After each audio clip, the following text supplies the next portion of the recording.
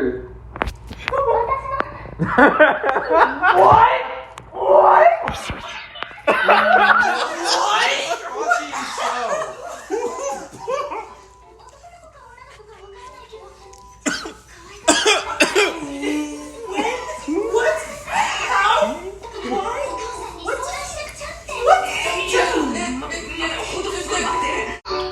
Oh my god. Oh my god!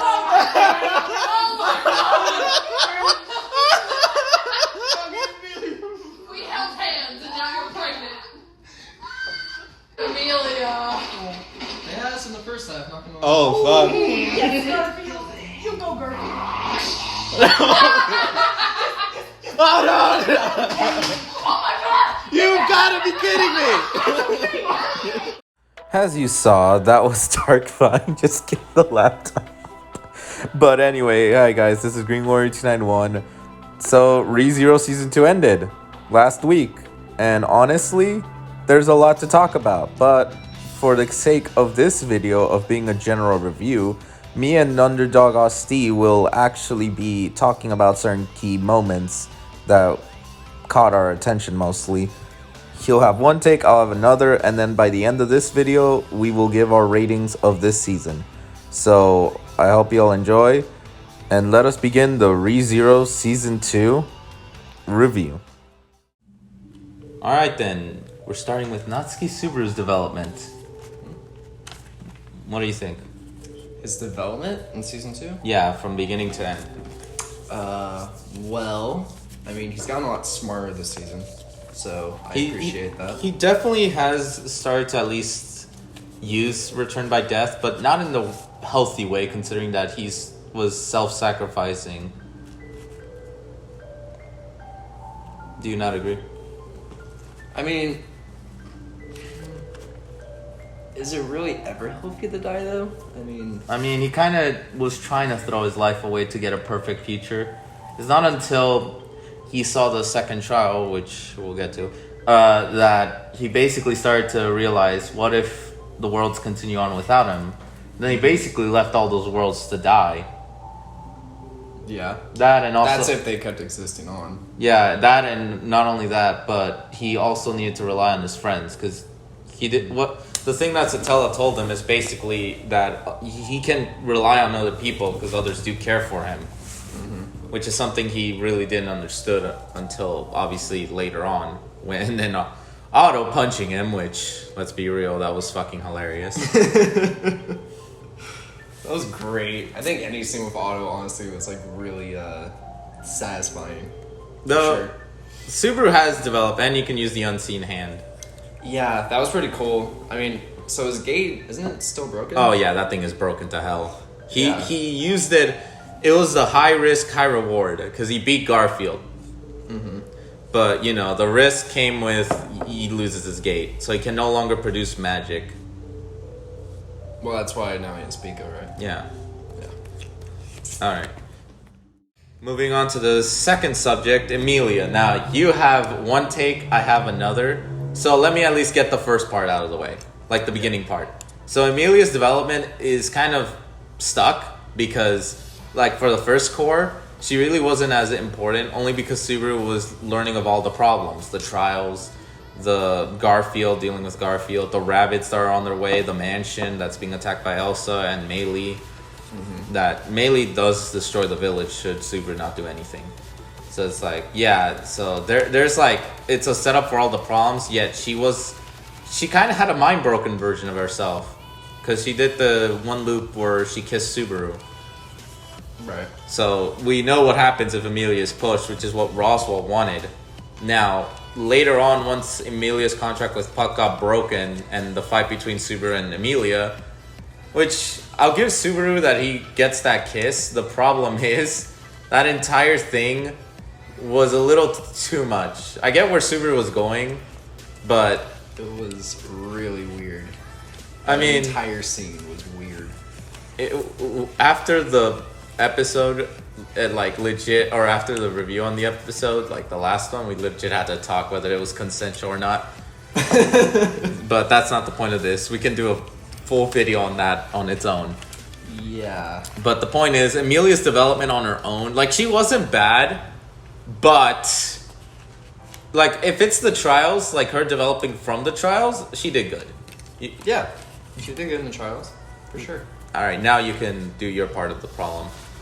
However, Emilia, I mean, where do I start with her? First of all, I have a problem with how much screen time she gets and how much focus she is this season. That is really stupid, and you're just begging us to like her when everybody really likes Rem. But you know, she's out of the equation now, so you gotta go to Emilia. And yeah, her arc. Besides, I'm glad we got to learn about her past. You know, I like Mother Fortuna. She's pretty cool, and the whole thing in Pandora, that was pretty cool, right? Right. And you know, I can appreciate the optimism, especially with Echidna. That was cute, with her crying and like being like, "I hate you," and that was really great. So Basically, the trials is probably the best part of Emilia's entire arc. However, I mean, to be fair, Emilia's job was to beat the trials. That was legit her only job.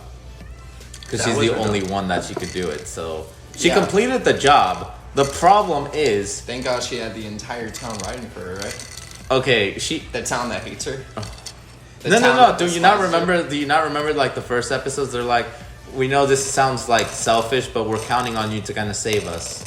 Because Subaru could have been the one to do it, but he kind of told the villagers to trust in his judgment that Emilia will do it. So they trusted his judgment. So if anything, Subaru persuaded the villagers to at least give Emilia a chance. It's just when they learn, I think when they learn that she's passing the trials and stuff, then they start getting hope.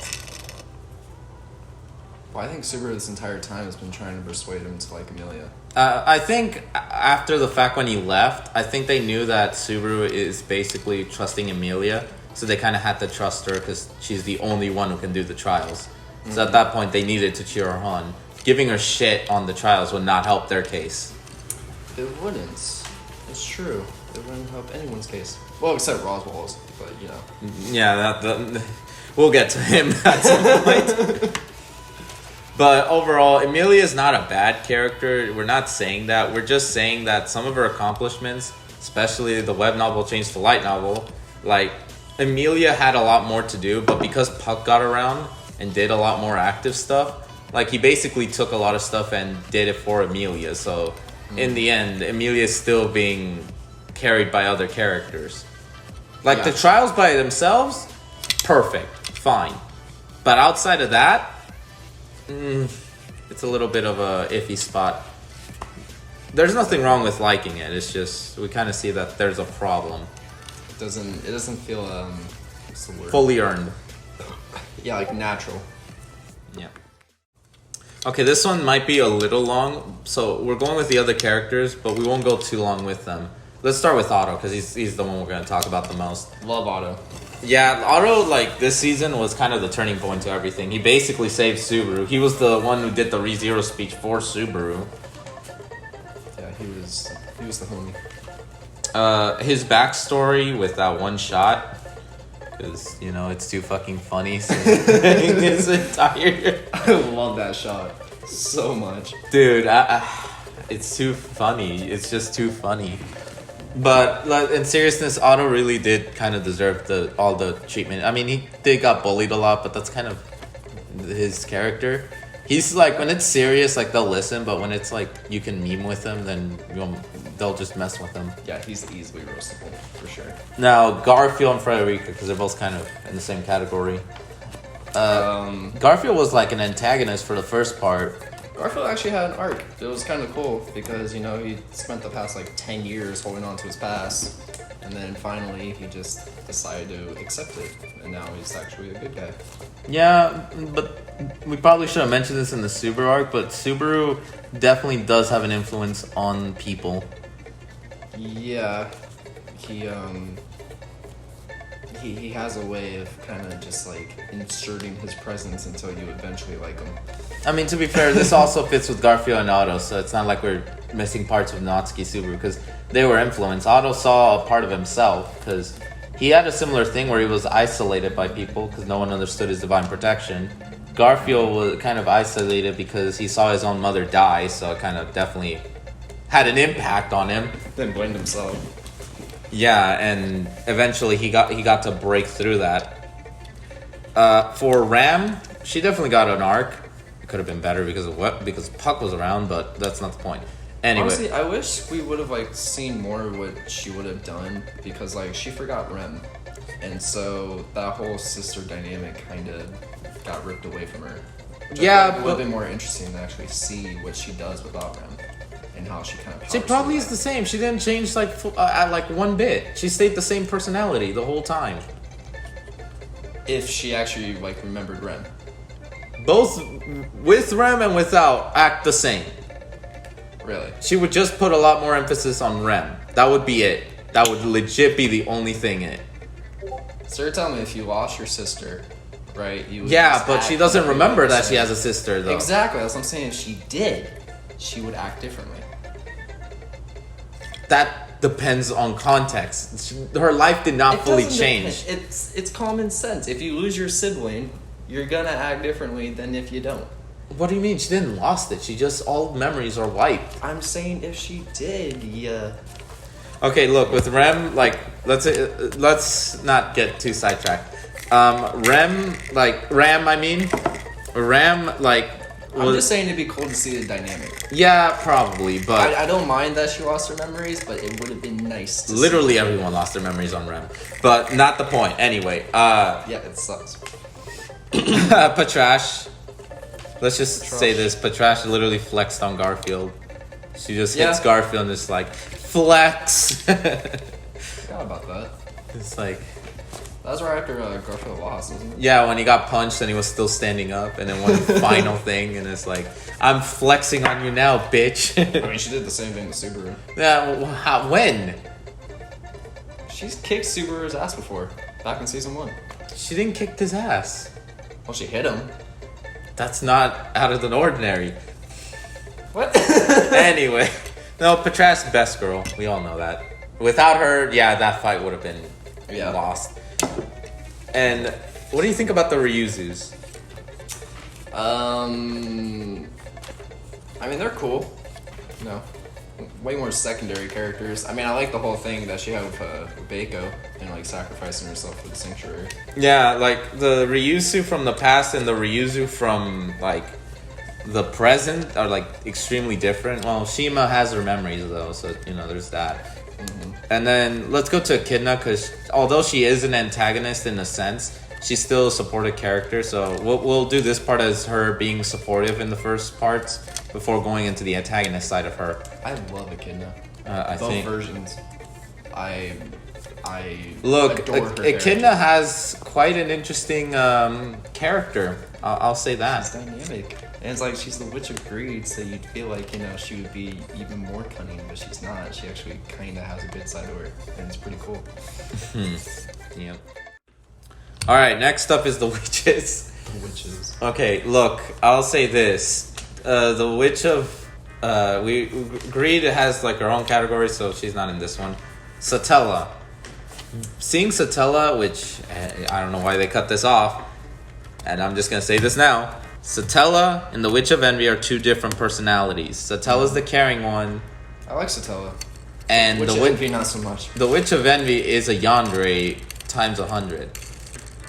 Yeah. Well, we don't see her too much. I mean, like, the only time we really ever see Satella is when, like, Subaru dies. And then at the tea party. Not only We don't that, see but her. there was the loop that she literally killed everyone. Yeah. And she just Garfield easily wiped everyone, and then Garfield gets wiped easily. But no, Satella is like pretty chill, so it's just her other personality you don't want to deal with, really. Minerva, the Witch of Wrath. What about her? Honestly, I'm just gonna say this: Gamer Warrior 291, he hates the fact that she can heal. The fact that Wrath can heal, that he finds it stupid. Why? I don't know, but he really hates it. That Raph can heal? Yeah, I Minerva's a tsundere, and I usually am. Well, normally when you're angry, you have more adrenaline, which means you can take more damage. That's the whole reason why in Split, when he's his most powerful self, he has like crazy veins and everything because you got your blood pumping through you. Fair enough. Okay, It the makes sense. the lesser witches of known, like Sekhmet, Sloth, she isn't shown as much, but I like how she's chill. She's chill. She really is just chill. Daphne was important to telling Subaru how to beat the rabbit, if all fairness, but there's not enough of her. The Witch of Pride, Typhon, she literally ripped Subaru's arm off, which I don't know. That was kind of interesting, I guess, and then caused Subaru to literally break into pieces. I like the Witch of Gluttony. Yeah, she's Daphne. just like constrained. She's just restrained.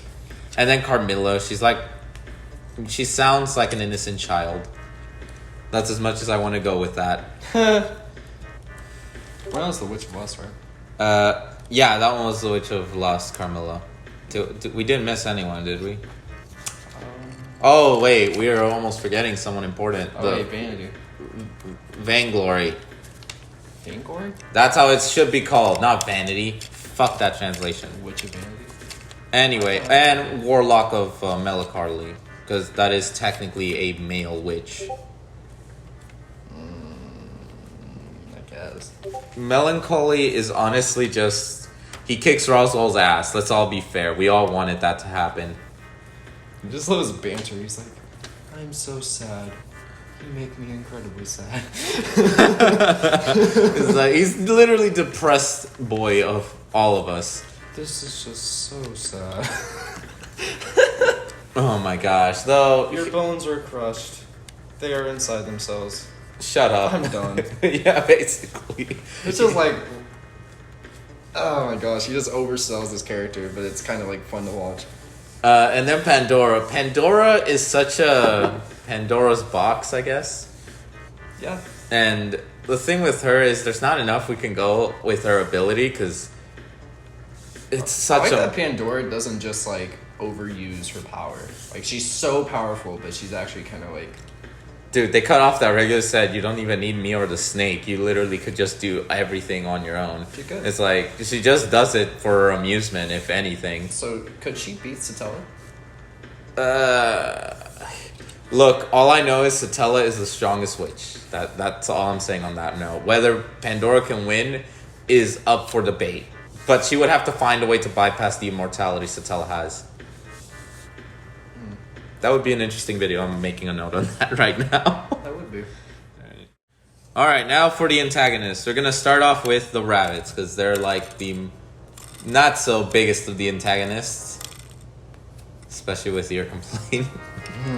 Okay, look, the rabbits eating Subaru is already one thing. It showed how much of a threat they are. Yeah, love that. And then... Not so much the battle. The battle itself... Look, I like it only because you see a lot of like Beatrice's abilities being shown. That was cool. But And- not for a final battle. For a final battle, too, in the fairness, White Rabbit's not the smartest creature. Compared to the White Whale that realized that it's gonna die and quickly started strategizing to like distract the others. And plus, Subaru faced the whale only once, like an actual fight with it. So that one, he didn't have an actual plan. This one, he got advice how to beat it. You know, Just- I just realized that. Remember, Beatrice was talking about how the rabbits can only multiply to a max amount. Yeah. We never see them like multiply or anything. They kind of just stay the same, and then they're like, okay, let's fight them. No, they just keep popping up. You kill one, they'll just pop up another out of nowhere. So how do they multiply? I don't fucking know. They pop out of fucking thin air. That's all I know. The rabbits pop out of thin air. I don't fucking know how the fucking rabbits multiply. Anyway, What kind of war is that? I don't- Oh, I'm dead. Okay, just bring out another rabbit. We basically, gotta mate or anything. you have one rabbit, you're gonna be fine. That's all you gotta do. Anyway, let's go to the next antagonist. Elsa and Meili, the assassin sisters.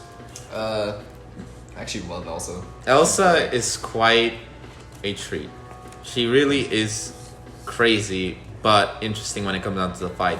Her fight with Garfield was just pretty neat. Though the relationship that Elsa and Meili have is also pretty unique. Because it shows Elsa's not just a cold-blooded killer. She can care for people. Yeah, honestly, it would have been cool to see her become like an anti-hero a little bit. Like, imagine she joined the team. That would be actually kind of cool. To be fair, I mean, this was already a spoiler video. In the Greediff, she technically is part of the Emilia camp. Granted, that Emilia camp is gone to hell, but I mean, she's in the shadow. So, plus, it's kind of hard to really get her to be on your side. So, there's a lot of factors if you're gonna try to win her over. Well, But I mean, she went after Bowles because of like. that's her preferred. PTSD. That's her preferred style of killing. Well, yeah, because of. Unless she's ordered to not like kill or kill a specific way, she'll do it. She just really doesn't like it if you prevent her from disemboweling someone. I'm just saying, if you can have Emilia confront her past, you can have Elsa do it too. That's assuming she's qualified for the fucking trials. You don't have to just do trials. Alright. Trials are just a plot device.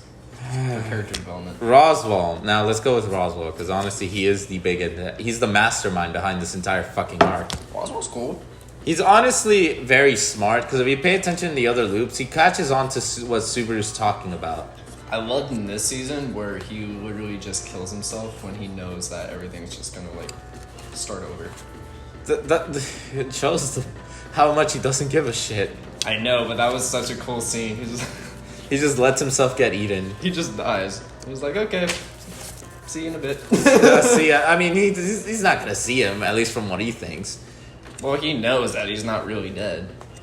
It's not gonna happen. Unless multiverse theory, then, well. Well, that would be against the book now, wouldn't it? Wouldn't it? Now, Subaru's deaths. Let's just get this out of the way real quick. Okay, so what did he die from this season? The first one was suicide, trying to like fight Betelgeuse to find a way to save Rem and Emilia at the same time. Mm-hmm. But that backfired completely. The second death was by Elsa. He got disemboweled because he literally didn't know that Elsa was gonna go back to the mansion. Gotta love it. And then the third death was, well, being stabbed by Elsa. Because Beatrice didn't account that Elsa could find the place. Elsa did a lot of killing, didn't she? She did. Then the next death, the fourth one this season, was Subaru getting eaten alive. By what? The rabbits. What else? That was this season? Yeah. What are you thinking?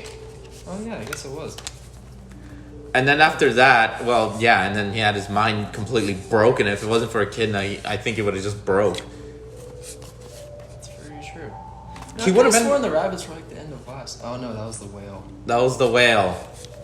Yeah, I forgot we were watching the beginning of season 2 after season 1. Okay. Yeah. Also, funny fact, I'm adding this, is that had Subaru not had his witch factor like fixed by Echidna, he would have ended up like Betelgeuse. How he went mad over just killing Fortuna. Oh really? He would have had the same fucking thing happen to Subaru. That'd be fun to see. I mean, he almost basically became him. Remember when Betelgeuse went in his body? Basically. That was kind of cool. Imagine if he didn't die. Oh, fuck. That'd be fucked. Well, Pride kind of shows if Subaru dies, Satella would just checkpoint him to a point where he didn't get possessed. Because he's practically dead? I guess. Then after that, he committed suicide because Satella basically swallowed him. So, and if he didn't die, that would have been a permanent end. I can't remember. Why did she do that, though? She just swallowed. I mean, dude, he said that he would rather be with Echidna or the other witches than her. The fuck do you think's gonna happen? I always laugh at that. It's like, Subaru, you're gonna die. But witch that's controlling your power. And you fucking backtalk her. Nice. And then the last death was a combination of the rabbits having eaten him blood loss, and literally getting a lap pillow, dying during a lap pillow, and Emilia giving him a kiss. Gotta love it. Look, these deaths, the rabbits was gruesome as fuck. Love the rabbits. That one gave Austin here nightmares for a bit. Nightmares, nah. He just kept searching rabbits for no fucking reason. Because, I mean, it was kind of creepy thinking of a rabbit chewing my finger off, but, like, you know, they were cool. I like the red eyes. And, The design, okay. Okay. All right, next up is the big one, Subaru's trials. Now, the first trial of Subaru is kind of just seeing his past. He's not like usual isekai characters where they're like they have such a tragic past, or they can go back home if they choose to. They can abandon their stuff and go back to a normal life. I'm actually so glad we finally got to see his past, because he really was just in the world, and then it's just like he hardly makes any comments or anything towards, like, you know, his old world, which is weird because he's been growing up in it and there's cultural differences everywhere. Yes, and it's not brought up enough. But I mean, he needed closure from his past, and he did. He got to talk to his mother and father and kind of get a closure with them. Yeah. So it is pretty cool. Now the second trial, that one is similar to Emilia's third trial, where we're kind of debating on whether or not what Subaru saw is a possibility that it's happening, or it's literally just rewinding time back. That would just suck so much. Because, like, basically every time he dies, the world is just kind of, you know, screwed. I mean, look, the most of the loops that are screwed are mostly the ones that involve Puck destroying the world. Yeah. I mean, also, like, his suicide off the cliffs, though. That was kind of screwed. Yeah, Rem is kind of gone for that one. And then there's still Rem and Ram. The fact that they basically killed Subaru in one loop. And basically, Emilia will never know what happened to Subaru in that loop. Didn't he die to try to, like, save Rem from being eaten, but the checkpoint was, like, right after? What are you talking about? Like, right after he realized that Rem got taken by the Yeah, whale. that was suicide. Yeah, right. Which So- he never did before. He never committed suicide, so that was his first suicide. Yeah. If he didn't commit the suicide, he would have just ended up in the Wrath If. That's how the Wrath If is created. Boy, he's just so angry over Rem that he just... No. That one is kind of too much to explain for this point of the video. But no, Subaru's trial, at least the second one, kind of makes you think that return by death is useful, but you gotta also take like very good care of it, because you don't know if the other worlds exist after you die. Right. So it's more or less like Subaru had a big change, because you know that was the big changing point, that I can't keep dying if the worlds continue then. Or no, he said something around the lines to Rem, how many times do you have to die so I can get a perfect future? I mean, technically he does say unthinkable present, so that kind of implies that it doesn't exist. Yeah, well, it's a fabrication what he saw. It's just he doesn't know if that's possibly happening or not. If it's possible. Though he could have fucking asked Sotelo when he saw him, but whatever. Okay, now for Emilia's trials. The first one is such a clusterfuck to talk about without going too long on it, so we'll just try to summarize here and there. Hey, you know all these characters that we're introducing in season 2? Well, guess what? Now you got Mother Fortuna and Betelgeuse as an actual good guy, and the entire other old village of Emilia. Now we gotta pay attention to all of them.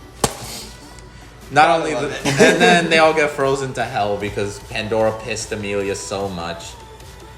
Which I want to feel for Emilia, but then again, I have no connection to any of that village. The only one I really have connection to is Subaru's, with like the little kids.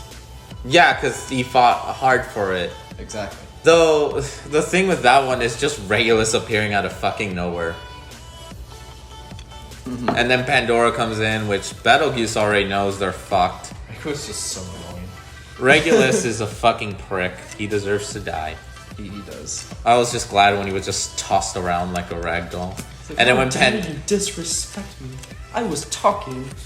And then when Pandora's like, okay, you're not supposed to be here. And he's like, what? And then just instantly gone.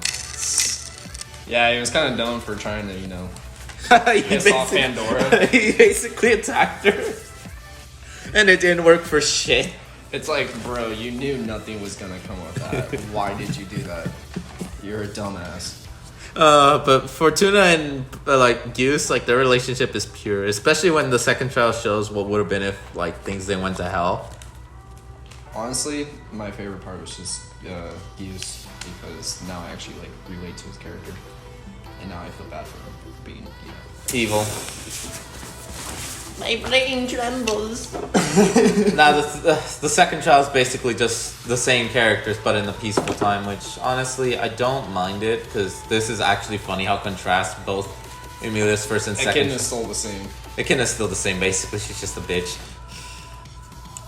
I mean, she's a bitch, but I mean, she's a relatable bitch. She just, you know. She's just a relatable bitch. No, but to the second trial of Emilia, it's just basically a peaceful times compared to a Subaru's second trial, which was complete utter hell. Yeah. But no, it was interesting because Subaru's trial, he needed to accept all of the fucking loops to pass. Emilia, she had to reject this trial, or what she was shown, reject that and accept like how she looks. Yeah. So she kind of had a more interesting way of passing the second trial. Though it wasn't as hard as Subaru, which... It's kind of interesting that Echidna called Emilia's optimism selfish. I thought that was kind of interesting. Echidna's just being a bitch. But the third trial... I mean, if you look at it from a certain perspective, it could be selfish. Yeah! It makes you think. It's like... For one person, it could be optimism. For another, selfish. I guess. But the third trial is the one thing I kind of want to go over for not too long, but... The thing with that one is there's way too much to cover for it to be in like a small section here, so... I just want to see it in like the English dub. Like, oh yeah, like, so you can like... voices. So you can hear it. Okay, by this time when I'm doing it this way. Okay, look, when it comes down to that point, I'll wait till the English dub does it and then use the subs, and then we'll do more in depth into it. Yeah. Because the thing with the third trial is it's telling us a bunch of stuff that's going on. I automatically knew which one was Garfield, though. He has such a unique voice when he's angry. And you fucking know it's him. Mm-hmm. Though, seeing Rem and Subaru at the end, a lot of people have speculated from what I've seen is Subaru and Rem could end up together by that. Like, that's teasing that. I'm like, yay. Maybe, but then again, there's no fucking context to almost anything they're saying. Please, get together. Okay, we can talk about that later. Please. Anyway, I'm begging you. the thing is, the third child of Emilia is just things to come, but it has to be through her choices that those events happen. So we have to kind of just pay attention to her, if anything. Well, yeah, because it's not like set in stone, right? It's just a possible future. It's possible futures. So we're going like, Flashpoint right now, where it's like we're just trying to avoid the future. Dude, did you have to bring up season 3? Just trying to stop Iris from dying. Oh my gosh, damn you. Alright, overall though, season 2, like, it has its own unique flow compared to season 1. Season 1... I do not like the flow. I mean, the first core was very, very slow because it was showing like all of the problems that are going to happen, with the second core being that Subaru is solving them now. See, here's the thing. That would only work. So when you present a problem to an audience, it's not enough to just present it and then eventually fix it. It has to be on our minds in order for the payoff to actually be, half a fucking high. season for showing the problems and the rest of the half being solving it. But not even that. The problems weren't even purely solved until the last few episodes, which is I'm expecting resolutions by the end of the season. I'm not expecting the climax at the end of the season. So it's it's a strange flow, strange structure. It's not a bad season. That's for sure. No, it's not a bad season. I like season 1 better because it was a more kind of fast-paced, more cohesive flow, and you could sympathize with Subaru and all of his deaths, and you could understand the dynamic he has with every character, and actually. I think this one was more focused on more character for Subaru, but at the same time also fleshing out every other person. And for Ram, she kind of needed Ram out of the picture because that would work if Subaru was a fleshed out character himself, but he's not even a full protagonist yet. So why are you fleshing out everyone else when he hasn't even made his own pure arc yet? I mean, he finished his arc. By the end of it, when Otto punched him... Not really. He still makes a lot of mistakes. He has gone more mature, but he's not a fleshed out main character yet. He still feels like a side character in his own right. Even though now he's became a knight by the end, which is cool, and I'm interested to see what they do in season 3 with that whole dynamic and royalty and all that, but he still has a lot of development. A lot. I'm not gonna deny that Subaru at this point in time, he's like reaching like the beginning steps to being the main protagonist. Exactly. It's just the thing with this is you also have to keep in mind everyone has a power, while his powers, one is he broke his gate, so can't even use magic. Well, that's what makes him special, is because he's finding a way to become one of the most important people, and he has no power. His gate's broken, he makes dumb decisions, and for most of the time he thinks like a high schooler. And so He was a high schooler! Oh yeah, he's 17, right? So yeah, he has a lot to grow, but that kind of makes it interesting because you can literally go with any direction with Subaru, really. You can. So the thing is, I know people hate Subaru, and sometimes for stupid, petty reasons, but I like him. the thing is, yeah, he grows on you, but you still get mad at him a lot. That's kind of I liked him even when he was stupid, because like I could get it. A main character needs to have flaws. If you don't have flaws, then it's not a character worth investing in Dude, time. Mary Sue's. Let's not even go into this topic. No, Mary Sue's provide nothing to any story.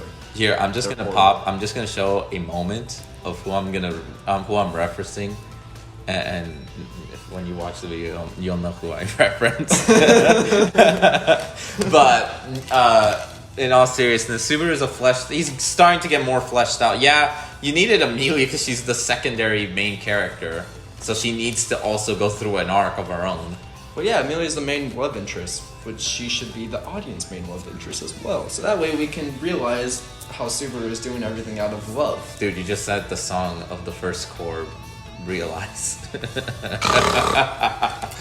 That was too much of a long shot. No. But anyways, Alright. So the whole series is based on Subaru's love for the people and, his relationships with everybody. So focus on that. Focus on his relationships. Instead of just the backstories of everybody, let Subaru kind of find it out himself. Instead of going through the trials for Emilia, how about you just actually fleshed out the character between Subaru and Emilia, have them talk to each other just like a normal couple does, and figure out more about each other. She's still... Okay. Emilia hardly knows anything about Subaru, and Subaru hardly knows anything about Emilia. They're trying to be the main love interest, and we can't accept it because there's no chemistry. There's no story. Well, Subaru doesn't know the backstory of Rem. Because Rem's out of the freaking season. Okay, that's not... Rem's taken out. It's turning into a fight anyway. Let's rate this. You know I'm right. Dude, he doesn't know his actual backstory even in season 1. It's not like she told him. Because it's the first season. But you can still at least get to that point or work towards that point. Look, Emilia Instead and of just Subaru trying to go through literally, a bunch of flashbacks. Dude, literally, Emilia and Subaru. You know how many flashbacks were in this season just to flesh out people's past? It's crazy. It should not be through flashbacks. It should be a natural occurrence that affects your plot. I'm just If this thing doesn't affect my plot, I have no interest in it. It doesn't serve any purpose. It's like when you tell me you went to the store yesterday. Why would I care? It doesn't affect me. It doesn't affect the future of events. Why are you adding me? I never went to fucking... It's an example, okay? Alright. Let's not get off track. I'm just gonna have to put Austin rant. Is that a rant? It's just storytelling. No, I agree with you. Like, Emilia, the problem with her is she's too coddled. Like, I'm saying coddled. Like, between Subaru and Emilia, Subaru kind of had to earn the fact that he actually loves Emilia. And that he's not, like, joking around, like, every time she said it in season 1. I mean, we can tell Subaru feels for Emilia just because of the first season. And the fact that, he kept dying and he kept thinking about her. And it's almost like, how Peter feels towards MJ. Is that you can kind of feel that he really cares about her. But now you gotta have the other side also reciprocate those feelings. Exactly. It's a two-way street. Look, right? look. I am not saying anything more into this, but I will say that season 3 better fix this, because even I will be disappointed if not. Now, if we were It's to... gotta fix a lot of problems. If It needs to focus on the dynamics of characters rather than just powers and everything else that is just secondary. Yeah, I know. If you want a story about, magical creatures, you have to have a human element. It has to be based in human connection. That's what makes any story great. We're gonna rate the story of ReZero Season 2 by itself. My point stands though. You need human connection. Yes! human element. I get it. Anyway, I give it an 8 out of 10. Relationships. I don't remember what I gave it when we did the review, but I give it an 8 out of 10. Like, it had elements, and the fact that they actually put a bunch of content, even though like they had to cut like because there was like a shit ton of content that they had for it to cover up in 25 episodes. They kind of shut up. Anyway, Set up. I wanted to see Dead Elsa. Okay, shut up. We did see that also. Oh, not her body. Then we saw her die. That You was saw her how get she died. crushed. Yeah, that's not her true death. Anyway, that's not the point. Anyway, So? you rate your turn. Rate. just the end. Just give your rate. My rating? Yeah. Well, it's somewhere between a 7 and an 8. I really like some of the moments and some of some people's stories actually were really interesting this season. And especially the first half of the season actually caught my attention, which is why I want to lean towards an 8, but I want to lean towards a 7 because of how much it's screwed up and how much setup there is and how 7.5? slow the pacing is. And How about 7.5? Let's meet in the middle. Yeah, we can do that. 7.5. I mean, I don't know. It's just, it started off like really promising, and then as it just got over, it felt dragged. It felt like I was just waiting to the end of the episode to resolve something that had no tension, no climax, nothing. It was just resolving the story for the next season, even though I spent an entire season trying to expect something. Fair enough.